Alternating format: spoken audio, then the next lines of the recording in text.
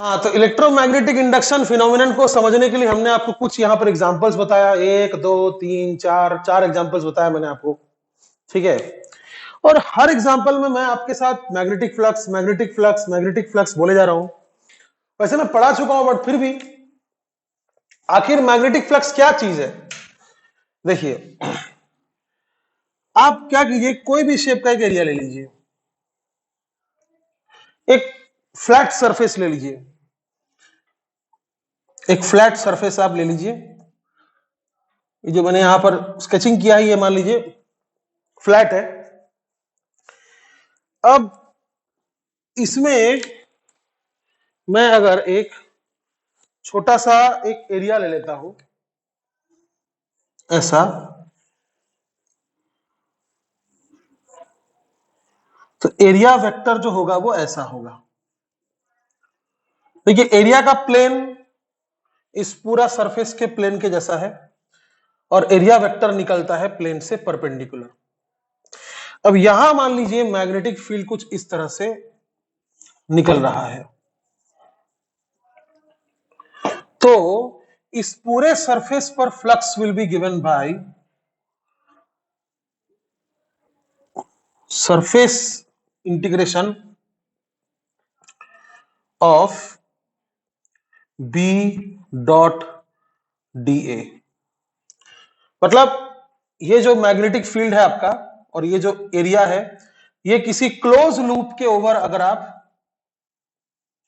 Close loop के over अगर आप इंटीग्रेट करते हैं तो आपको मिल जाता है क्या, मैग्नेटिक फ्लक्स। ये बिल्कुल इलेक्ट्रिक फ्लक्स जैसा ही है, बस इलेक्ट्रिक फ्लक्स में यहां पर बी की जगह ई हुआ करता था, और यहां पर कुछ नहीं लिखते थे हम, बस फाई लिखते थे। ये मैग्नेटिक फ्लक्स है, यहां पर हम फाई बी लिखते हैं, और यहां पर ई के जगह इलेक्ट्रिक फील्ड की जगह मैग्नेटिक फील्ड लिखते हैं, ठीक है। अच्छा, बस याद रखिएगा कि सरफेस कैसा होना चाहिए, ओपन होना चाहिए, लूप कैसा होना चाहिए, क्लोज होना चाहिए, समझे। अच्छा, तो इसी को बोलते हैं मैग्नेटिक फ्लक्स। इस मैग्नेटिक फ्लक्स को अगर आप चेंज करेंगे, यानी इस एरिया के थ्रू जो फ्लक्स हो रहा है वो क्या हो रहा है, इतना एरिया पर फ्लक्स का इंटीग्रेशन, उसको अगर आप समय के हिसाब से चेंज करेंगे तो बोला जाता है कि इस लूप में एक करंट आ जाएगा, समझे। इन फ्लक्स को टाइम का फंक्शन होना होगा, समझ गए। अब एक बहुत बड़ा प्रॉब्लम है कि एरिया का डायरेक्शन इधर क्यों लिया, इधर क्यों नहीं लिया। तो देख लीजिए, वो अपना फैराडे ने नहीं बोला, वो एरिया का डायरेक्शन किस डायरेक्शन में लेना है वो फैराडे ने नहीं बोला, वो आप अपने मन से कर सकते हैं। आप कोई भी एरिया ले लीजिए, अगर आप उसमें देख रहे हैं कि आपको क्लॉकवाइज जाना है, अगर आपको जाना है क्लॉकवाइज तो एरिया ले लीजिएगा अंदर की ओर, और अगर आपको जाना है एंटी क्लॉकवाइज तो एरिया ले लीजिएगा बाहर की ओर। आप एरिया किधर भी ले सकते हैं, लेकिन एक नियम है। ये कैसा सरफेस है, ये फ्लैट सरफेस है, लेकिन मान लीजिए इस फ्लैट सरफेस के साथ मैंने एक बैग जैसा कुछ लगा दिया है, मैंने एक बैग जैसा कुछ लगा दिया है, यानी ये एक बैग है जिसका ये मान लीजिए बैग का क्या है, ये माउथ है, ये बैग का ओपनिंग है। कंडक्टिंग लूप यही वाला है, कंडक्टिंग लूप यही वाला है, पीछे वाला क्या पार्ट है, फिर उसका बैग है, रिमेनिंग पोर्शन है। तो वहां पर अगर आप कोई एरिया लेते हैं तो वो एरिया, अगर मान लीजिए आप इसको क्लॉकवाइज ले रहे हैं तो वो एरिया कैसे लेना होगा, आपको बाहर की ओर लेना होगा, समझ में आ गया। तो ये कोई बहुत बड़ा इशू नहीं है, आप एरिया अपने मन से किसी भी डायरेक्शन में ले सकते हैं, एरिया का कोई इशू नहीं है, ठीक है। अब थोड़ा एक इंटरेस्टिंग चीज देखते, देखिए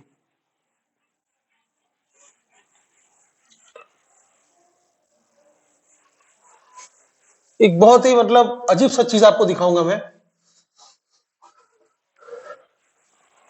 देखिए, सपोज कीजिए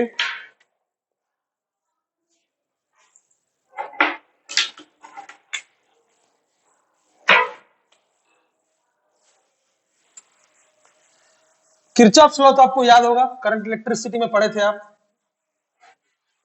क्या बोलता था वो, वो बोलता था कि कोई भी अगर एक लूप में आप सारे पोटेंशियल को ऐड कर दीजिएगा तो आपको क्या मिलेगा? 0। यही पढ़े थे ना। जैसे मान लीजिए हमारे पास यहां पर एक रेजिस्टेंस है R1, ये मान लीजिए 100 ओम है, और यहां पर एक रेजिस्टेंस है मान लीजिए R2, ये मान लीजिए 900 ओम है, और एक सेल यहां लगा देता हूं मैं इस तरह से,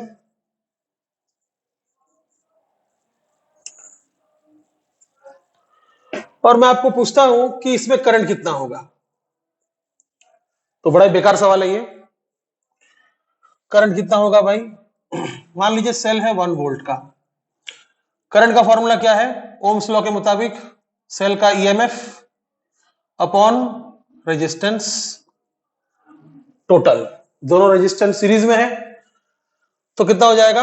1/100 प्लस 900 1000, यानी कितना हो गया करंट? 10⁻³ एम्पियर। बहुत ही बेकार सवाल था।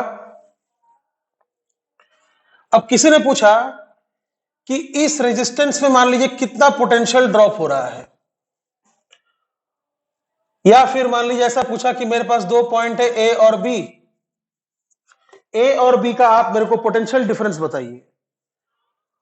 तो बड़े सिंपल है, आप किरचॉफ्स लॉ लगाइए, ओपन लूप के लिए किरचॉफ्स लॉ लगाइए, ए से शुरू कीजिए, VA इज इक्वल टू, यहां पर करंट कितना दौड़ रहा है?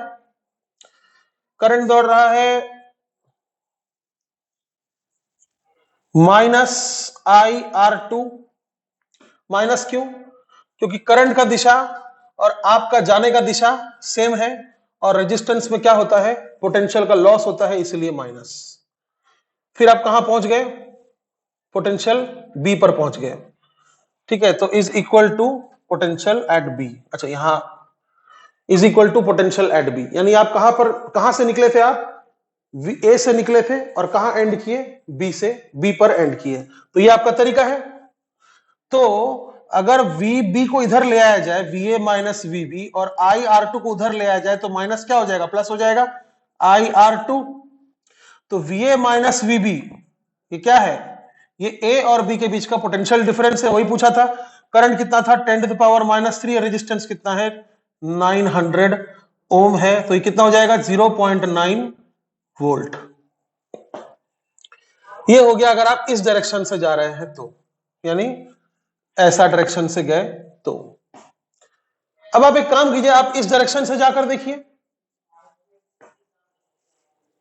आप बोलो काहे के लिए टाइम पास कर रहे हैं सर, वही तो आंसर आएगा। आप इधर से जाओ या इधर से जाओ, आंसर तो वही आना है। फिर भी एक बार करके देखते, थोड़ा समय वेस्ट करने में क्या जाता है। चलिए ए से शुरू करते हैं, ठीक है। करंट याद रखिएगा इस दिशा में है, तो ए से शुरू किए, तो क्या लिखा हमने? VA। फिर R1 रेजिस्टेंस आया, ये रेजिस्टेंस R1 आया, तो यहां पर लॉस होता है, हमें माइनस लिखना चाहिए, लेकिन आपका जो जाने का दिशा है, आपका जो चलने का जो रास्ता है, वो करंट के ऑपोजिट में है, इसलिए आप यहां पर लॉस होने के बावजूद क्या लिखेंगे? प्लस। ये किरचॉफ्स लॉ को देखने का तरीका है। प्लस कितना? करंट कितना था? I, रेजिस्टेंस कितना है? R1। उसके बाद आप बैटरी के पास आ गए, ये प्लस है, ये माइनस है। बैटरी के पॉजिटिव से करंट निकल रहा, मतलब बैटरी एक सप्लाई है, लेकिन आप तो उल्टा चल रहे हैं ना, इसलिए क्या लिखेंगे? -1। ये सब सिखा चुका हूं मैं आपको, पहले भी करंट इलेक्ट्रिसिटी चैप्टर में पढ़ा चुका हूं। फिर आप बी पर पहुंच गए, इज इक्वल टू क्या हो जाएगा? VB। चलिए सॉल्व करते हैं। VA, VB इधर, माइनस VB, ये -1 उधर, तो कितना हो गया? +1, और IR1 उधर, तो VA minus VB 1 minus I कितना था? 10⁻³ और R1 कितना है? 100 ओम। R1 है 100 ओम, तो 1 माइनस 0.1, अगेन आंसर कितना है? 0.9। अरे आंसर वही आना था बॉस, आंसर वही आना था, हमने सिर्फ टाइम वेस्ट किया और कुछ नहीं। यानी यहां पर अगर आप एक वोल्ट मीटर लगा देंगे, याद रखिएगा वोल्ट मीटर जो होता है वो पोलैरिटी सेंसिटिव होता है। अगर आप इस तरह से ऊपर प्लस नीचे माइनस वोल्ट मीटर लगा देंगे, ये वोल्ट मीटर कितना रीडिंग देगा? 0.9 वोल्ट।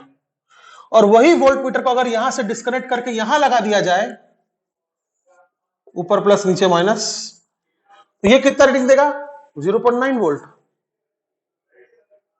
लेकिन एक दूसरा यहां पर देखते हैं एक चीज, देखिए ध्यान से, वही सर्किट हम फिर से बनाएंगे, हम वही सर्किट यहां पर फिर से बनाएंगे। पॉइंट ए था रेजिस्टेंस R2 और पॉइंट बी आ गया रेजिस्टेंस R1। हम इस बार सेल नहीं बनाएंगे, बैटरी नहीं बनाएंगे। तो बैटरी अगर नहीं बनाया तो करंट आना चाहिए क्या? नहीं आना चाहिए। लेकिन हम जानते हैं कि हम एक तरीके से करंट ला सकते हैं, इस एरिया के थ्रू फ्लक्स को चेंज करके।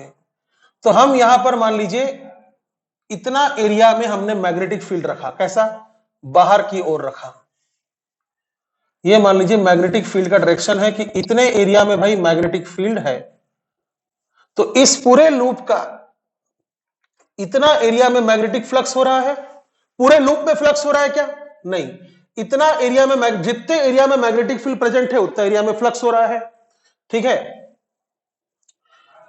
तो फ्लक्स के होने से कोई करंट नहीं आएगा, आपको फ्लक्स चेंज करना पड़ेगा। तो मान लीजिए ये जो मैग्नेटिक फील्ड है ये चेंज हो रहा है, it is a time function. मान लीजिए ये इंक्रीज हो रहा है और जिसके कारण मान लीजिए इसमें एक पोटेंशियल डेवलप हो गया, कितना? 1 वोल्ट का। एक पोटेंशियल डेवलप हो गया 1 वोल्ट का। तो करंट कितना आएगा? कितना पोटेंशियल डेवलप हुआ? ई इंड्यूस्ड कितना है? 1 वोल्ट। तो करंट कितना आना चाहिए सर्किट में? करंट कितना आना चाहिए यार? ओम्स लॉ अभी भी लगेगा। ओम्स लॉ को कोई प्रॉब्लम नहीं है कि तुमने पोटेंशियल सेल से जनरेट किया कि तुमने पोटेंशियल मैग्नेटिक फील्ड को चेंज करके जनरेट किया। ओम्स लॉ को कोई प्रॉब्लम नहीं है, ओम्स लॉ अभी भी लगेगा। तो Ohm's law will be the same, EMF induced by R1 plus R2। जैसे यहां पर मैंने सेल का ईएमएफ लिखा था, यहां पर मैंने इंड्यूस्ड ईएमएफ लिखा। कितना आएगा आंसर? ये भी 10⁻³ वोल्ट। अब कोई पूछ रहा है कि ए और बी के बीच का पोटेंशियल निकालो, इस रास्ते से निकालो। ठीक है, निकालो, चलो शुरू करो। VA करंट इस डायरेक्शन में है, मान लीजिए करंट इस डायरेक्शन में ही होगा। लेंस लो यार, लेंस लो मत भूलो। ये करंट बाहर की ओर आ रहा है और इंक्रीज हो रहा है। ये जो मैग्नेटिक फील्ड है, सॉरी, ये जो मैग्नेटिक फील्ड है बाहर की ओर आ रहा है और ये क्या हो रहा है? इंक्रीज हो रहा है। तो लेंस लॉ के आधार पर इसको इंक्रीज नहीं होने देना चाहिए, यानी यहां पर क्लॉकवाइज करंट आएगा ताकि मैग्नेटिक फील्ड इस इंड्यूस्ड करंट के कारण क्या हो? अंदर की ओर हो, जो इसका इंक्रीज होने को रोक सके। इसलिए यहां पर करंट क्लॉकवाइज ही आएगा। जानबूझकर मैंने बाहर की ओर मैग्नेटिक फील्ड बनाया और जानबूझकर मैंने उसको इंक्रीज करवाया ताकि करंट बिल्कुल इस सर्किट की तरह क्लॉकवाइज हो। ठीक है, तो यहां से करंट आ जा रहा है, यहां भी करंट आ जाएगा। चलिए इस रास्ते से शुरू किया था हमने, VA माइनस, क्या कर रहे हैं हम? किरचॉफ्स लॉ लगा रहे हैं, Kirchhoff's law. VA minus I into R2, अरे भाई पहुंच गए, इज इक्वल टू VB। फिर से वही VA, VB इधर, माइनस VB, IR2 उधर, प्लस IR2। सॉल्व करेंगे तो कितना आएगा? 0.9 वोल्ट। क्या सर टाइम पास करा दिए? टाइम पास नहीं कराए। अब आप एक काम कीजिए, इस डायरेक्शन से निकाल के देखिए। चलिए ए से स्टार्ट कीजिए। VA उल्टा जा रहे हैं आप, इसलिए प्लस IR1। कोई सेल नहीं है यहां पे, यहां पर कोई सेल नहीं है, इसलिए इस इक्वेशन की तरह यहां पर 1 नहीं आएगा। यहां पर एक सेल था, जब आप उस साइड से गए तो एक सेल था, इसलिए आपने यहां पर 1 वोल्ट लिखा था। ये 1, यहां पर कोई सेल है क्या? नहीं है, तो आप 1 नहीं लिख पाएंगे। आप यहां से लेकर इस लॉस से गुजरे और बी पर पहुंच गए, इज इक्वल टू VB। तो VA माइनस VB कितना होगा? Minus IR1। इसको सॉल्व कीजिएगा तो आएगा 0.1 वोल्ट।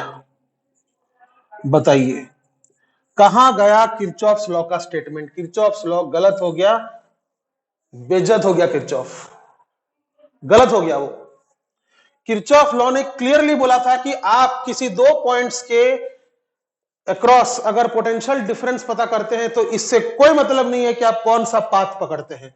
यानी Kirchhoff's law is path independent. Kirchhoff's law is path independent, but कहां गया ये स्टेटमेंट जब हमने इंड्यूस्ड ईएमएफ लाया था। तो यही जादू है जो आपको देखना है कि आखिर यहां और यहां डिफरेंस क्या है। एक बहुत ही मैं आपको एक बहुत ही ब्रीफ में इसको मैं मतलब बताऊंगा कि यहां पर जो पोटेंशियल डिफरेंस ए और बी के बीच में जनरेट हुआ है उसके पीछे आखिर कहीं ना कहीं इलेक्ट्रिक फील्ड का हाथ है। पोटेंशियल डिफरेंस के पीछे कभी भी इलेक्ट्रिक फील्ड का हाथ होता है। आप जानते हैं कि अगर ये हाई पोटेंशियल पर है, अगर ये लो पोटेंशियल पर है, तो इलेक्ट्रिक फील्ड इस डायरेक्शन में है। आप जानते हैं this is the direction of electric field. तो सिमिलरली अगर मान लीजिए ये हाई पोटेंशियल पर है, ये लो पोटेंशियल पर है, तो electric field is in this direction.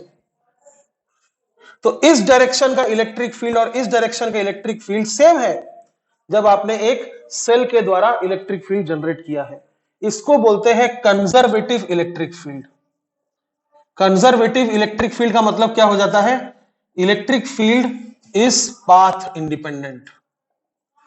लेकिन इस केस में जो इलेक्ट्रिक फील्ड आया है वो इस जैसा इलेक्ट्रिक फील्ड नहीं है।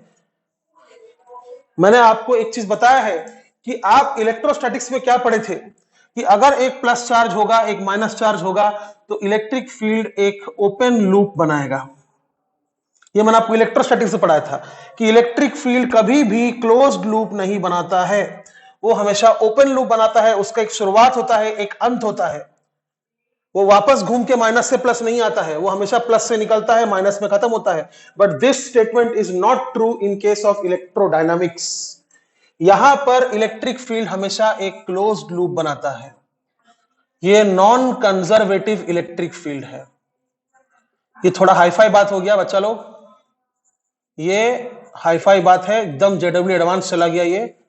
ये नॉन कंजर्वेटिव इलेक्ट्रिक फील्ड है। मीनिंग बड़ा सिंपल है, जेडब्ल्यू एडवांस हो या नीट हो या कुछ भी हो, मीनिंग बड़ा सिंपल है। नॉन कंजर्वेटिव इलेक्ट्रिक फील्ड का मतलब हो जाता है कि दो पॉइंट्स के बीच में अगर आप इस रास्ते से गए तो इलेक्ट्रिक फील्ड कुछ और आएगा, और इस रास्ते से गए तो इलेक्ट्रिक फील्ड कुछ और आएगा। इसीलिए पोटेंशियल डिफरेंस इस रास्ते से कितना आ रहा है? 0.9 वोल्ट, और इस रास्ते से कितना आ रहा है? -0.01 वोल्ट। अच्छा, अगर मान लीजिए आप इस पॉइंट से शुरू करके इसी पॉइंट पर खत्म करेंगे, मतलब यहां से शुरू करते हुए ऐसा जाएंगे, फिर ऐसा आएंगे, पॉइंट बी को भूल जाइए, ऐसा आएंगे और फिर ऐसा जाएंगे, और फिर यहां पर एक क्लोज लूप में अगर हम किरचॉफ्स लॉ देखते हैं, Kirchhoff's law for close loop, ये लास्ट स्टेटमेंट होगा इस लेक्चर का, Kirchhoff's law for close loop. अगर आप देखते हैं, चलिए स्टार्ट करते हैं। VA माइनस, याद रखिएगा करंट की दिशा में अगर आप जा रहे हैं तो रेजिस्टेंस में माइनस लगता है, और करंट के विपरीत दिशा में अगर आप जाएंगे तो रेजिस्टेंस में प्लस लगता है। ठीक है, तो VA माइनस IR2, इधर आइए, इधर आइए, ये एक सप्लाई है और करंट की दिशा में आप जा रहे हैं, इसलिए सप्लाई के लिए क्या होगा? +1, फिर रेजिस्टेंस आ गया, करंट की दिशा में आप जा रहे हैं, आप ऐसे चल रहे थे ना, तो आप भी ऐसा चल रहे हैं, करंट भी ऐसे ही चल रहा है, इसलिए -IR1, ये R1 रेजिस्टेंस है, और फिर आप पहुंच गए कहां पे? VA पे, इज इक्वल टू VA। तो VA ने VA को कैंसिल किया, या कैंसिल मत कीजिए, ऐसा लिखिए VA minus VA। Don't consider it to be a perfect maths, minus करके जीरो लिखने की जरूरत नहीं है। अब एक काम कीजिए, आप इसको सॉल्व कीजिए, -IR2 उधर ले जाइए, +IR2, 1 को उधर ले जाइए, -1, और इसको उधर ले जाइए, +IR1। देखिए कितना होगा। IR2 कितना आया था सॉल्व करने के बाद? 0.9, -1 प्लस IR1 कितना आया था? IR1 आया था 0.1, ये वाला 0.1 IR1 आप पुट करके सॉल्व कर सकते हैं। तो 0.9 प्लस 0.1 1 माइनस 1 0। और बेटा आप ये पढ़े थे, कुछ नया नहीं पढ़ा रहा हूं। यही तो किरचॉफ्स लॉ है कि किसी भी क्लोज लूप में अगर आप देखिएगा तो किरचॉफ लॉ क्या बोलता है? टोटल पोटेंशियल का एडिशन कितना होगा? 0। और हमने साबित कर दिया एक सिंपल सा बेकार सा एक्सपेरिमेंट करके कि हाँ भाई 0 होता है। लेकिन इसका क्या? यहां पर अगर आप किरचॉफ्स लॉ लगाते हैं, आप लगा चुके हैं, आप एक काम कीजिए, एक छोटा सा मैथ्स लगा दीजिए क्या मैं इसको लिख सकता हूं VB minus VA is equal to 0.1? सबका सिंबल चेंज करके लिख सकता हूं ऐसा। फिर आप इस इक्वेशन को और इस इक्वेशन को ऐड कर दीजिए। यहां क्या लिखा है VA minus VB is equal to 0.9 और यहां लिखा है VB minus VA is equal to 0.1। Add कर दीजिए, VB कैंसिल कर दीजिए और यहां लिखिए VA माइनस VA। कितना आ रहा है? 0 आ रहा है क्या? नहीं आ रहा है। VA माइनस VA मतलब इस पॉइंट से शुरू किया, इसी पॉइंट पर खत्म किया, एक बार गोल घूम के। जब इलेक्ट्रिक फील्ड कंजर्वेटिव था तब क्या आया? 0। जब इलेक्ट्रिक फील्ड कंजर्वेटिव नहीं था तब कितना आया? 0 नहीं आया। इसका मतलब साफ है, किरचॉफ्स लॉ को आप इलेक्ट्रोमैग्नेटिक इंडक्शन में नहीं लगा सकते, क्योंकि वहां पर इलेक्ट्रिक फील्ड कंजर्वेटिव नहीं है। मतलब वहां पर इलेक्ट्रिक फील्ड पोटेंशियल डिफरेंस क्या है? पाथ डिपेंडेंट है, पाथ इंडिपेंडेंट नहीं है। समझ गए आप एक बात? तो एक बात याद रखिएगा, किरचॉफ को श्राप मिला है कि भाई तुम्हारे लॉस नहीं लगेंगे, तुम्हारे लॉस नहीं लगेंगे अगर मैग्नेटिक फ्लक्स चेंज हो रहा है तो। ये सबसे इंपॉर्टेंट बात है कि किरचॉफ्स लॉ नहीं लगेंगे अगर मैग्नेटिक फ्लक्स चेंज हो रहा है तो, मतलब इलेक्ट्रिक फील्ड नॉन कंजर्वेटिव है तो, मतलब पोटेंशियल डिफरेंस पाथ डिपेंडेंट है, तो किरचॉफ्स लॉ आप नहीं लगा सकते। जेडब्ल्यू मेंस और एडवांस दोनों में पूछा गया है ये चीज कि किरचॉफ्स लॉ इलेक्ट्रोमैग्नेटिक इंडक्शन में क्यों नहीं लगता है। समझे? इसको दोबारा देखिए, 3 बार देखिए, 10 बार देखिए, लेकिन इसको समझ के ही दम लीजिएगा। ठीक है, बंद कीजिए, चलिए।